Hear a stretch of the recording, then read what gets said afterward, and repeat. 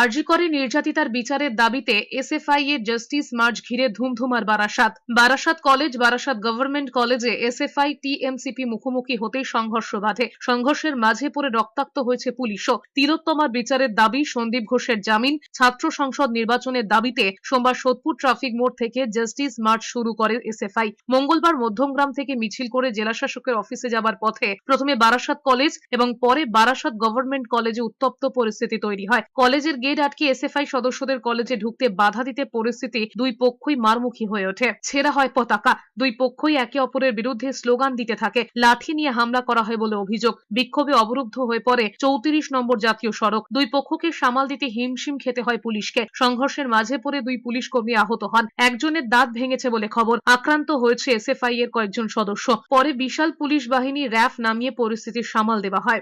যারা দুষ্কৃতী বহিরাগত, যারা কলেজের শান্তি নষ্ট করেছে, কলেজটাকে কাটমানির আখড়ায় পরিণত করেছে, তারা এখানে দাঁড়িয়ে আমাদের পতাকা ছিঁড়ে দিয়েছে। আমরা তাও আমাদের কমরেডদের সংযত করেছি।